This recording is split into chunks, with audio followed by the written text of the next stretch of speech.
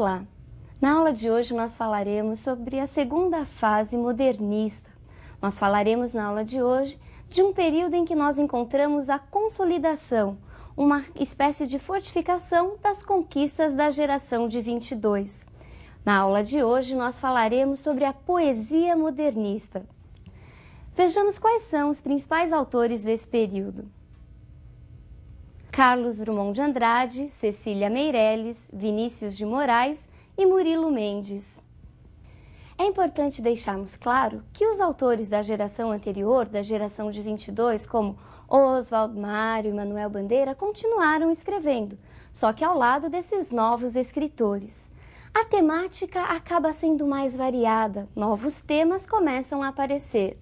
Drummond e Murilo Mendes, em alguns momentos, se dedicam mais às poesias de caráter social e também às questões universais do ser humano.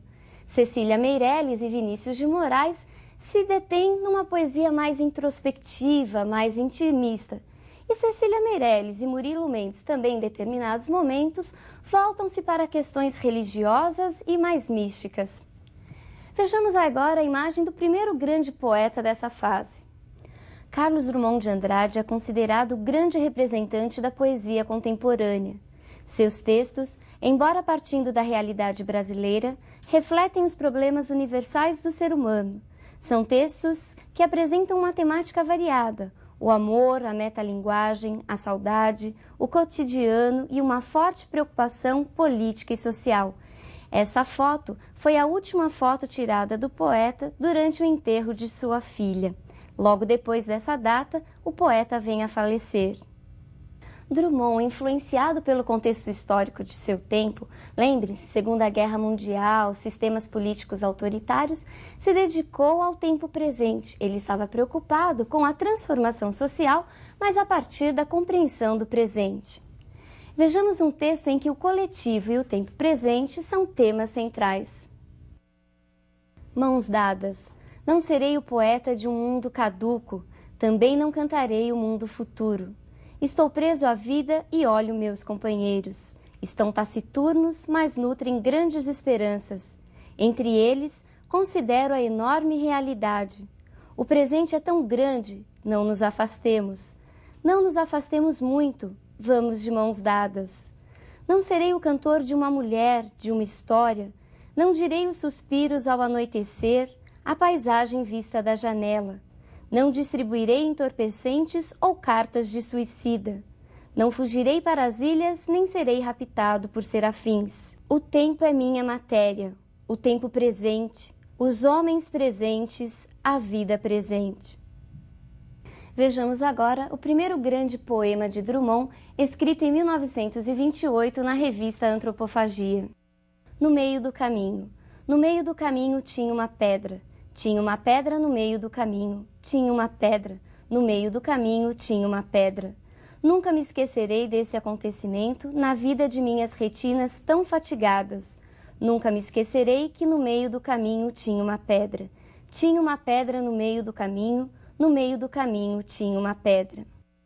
O cotidiano, o corriqueiro, o banal viraram temas poéticos na mão do nosso grande poeta. Vejamos no próximo poema em que o autor nos apresenta o cotidiano de uma forma bem irônica e bem humorada, numa aproximação aos poemas piada de Oswald de Andrade da primeira geração. Cidadezinha qualquer, casas entre bananeiras, mulheres entre laranjeiras, pomar, amor, cantar. Um homem vai devagar, um cachorro vai devagar, um burro vai devagar, devagar. As janelas olham. Eita vida besta, meu Deus! Representando uma poesia de caráter mais intimista, nós encontramos a grande figura feminina dessa geração. Vejamos quem é a representante da segunda fase da poesia modernista. Cecília Meirelles trilhou um caminho muito particular, o que dificulta sua classificação numa estética literária determinada.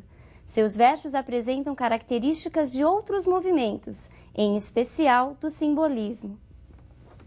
Cecília tornou-se conhecida no meio literário a partir da corrente espiritualista da geração de 22, mas aos poucos foi se afastando dessa corrente mas conservando o caráter introspectivo e intimista.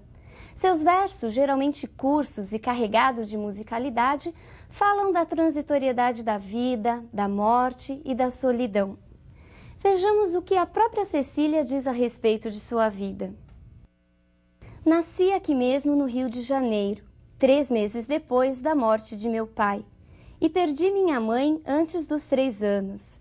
Essas e outras mortes ocorridas na família acarretaram muitos contratempos materiais, mas, ao mesmo tempo, me deram, desde pequenina, uma tal intimidade com a morte que docemente aprendi essas relações entre o efêmero e o eterno. Em toda a minha vida, nunca me esforcei por ganhar, nem me espantei por perder. A noção ou sentimento da transitoriedade de tudo é o fundamento mesmo da minha personalidade. Essas características muitas vezes tornam a obra de Cecília marcada por um pessimismo, por um caráter negativo.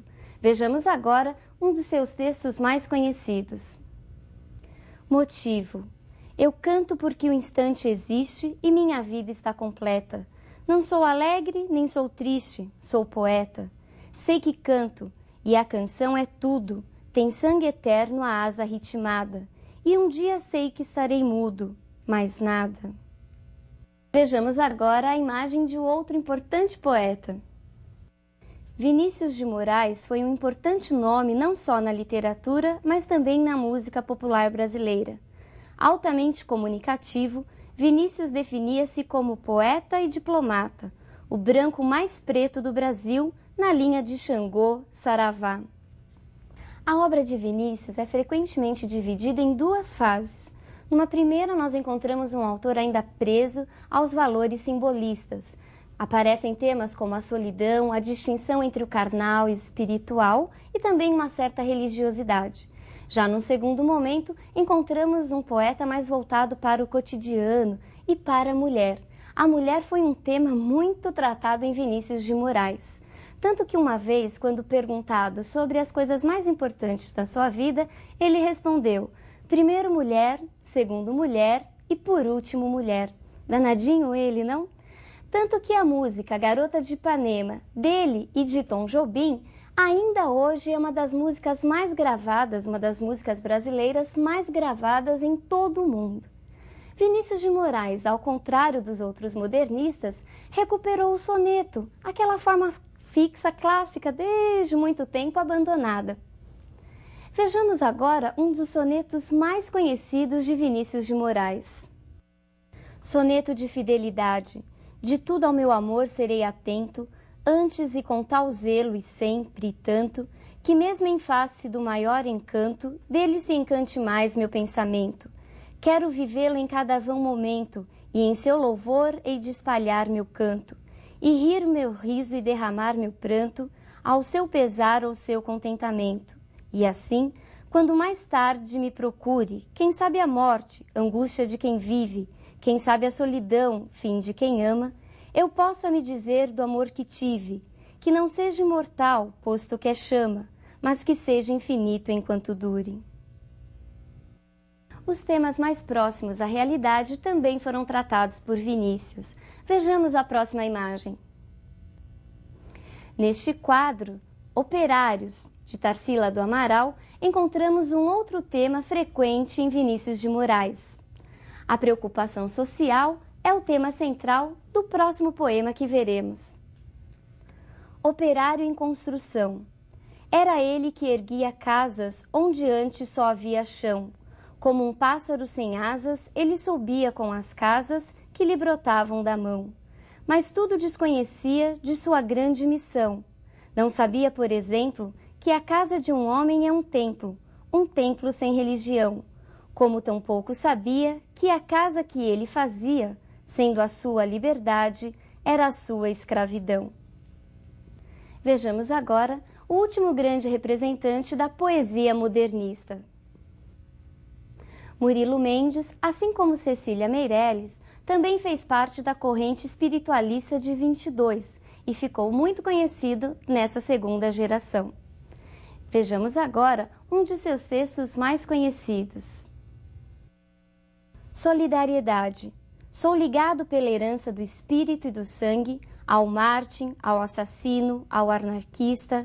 Sou ligado aos casais na terra e no ar, ao vendeiro da esquina, ao padre, ao mendigo, à mulher da vida, ao mecânico, ao poeta, ao soldado, ao santo e ao demônio, construídos à minha imagem e semelhança. Percebeu a religiosidade nesse trecho? Principalmente no último verso, nós encontramos uma referência direta à Bíblia, feitos à imagem e semelhança. Essa religiosidade é uma grande marca de Murilo Mendes, que em muitos momentos também nos apresenta alguns aspectos ligados ao misticismo. Só que a religiosidade em Murilo Mendes é uma religiosidade voltada para a interpretação das injustiças sociais, tanto que ele se compara a várias pessoas simples, a pessoas humildes do povo, inclusive a uma prostituta. Bom, na aula de hoje nós falamos sobre as principais características da segunda geração modernista, mas especialmente sobre a poesia. Nós falamos da solidão, da poesia introspectiva, da transitoriedade da vida, principalmente em Cecília Meirelles. Falamos das questões ligadas aos aspectos sociais e às injustiças sofridas por grande parte da população. Nós falamos de Drummond, de Cecília Meirelles, de Vinícius de Moraes, o nosso poetinha, e também da figura de Murilo Mendes, que até hoje tem sido pouco estudada. Por isso, não se esqueça, falar em segunda fase modernista é falar em poesia e em prosa. Mas a prosa será tema de uma próxima aula. Será tema da aula seguinte, em que nós estaremos estudando quais são as principais características dessa segunda geração entre os romancistas. Falaremos quem são as grandes figuras dessa segunda geração na prosa. Por hoje é só, um forte abraço e até lá!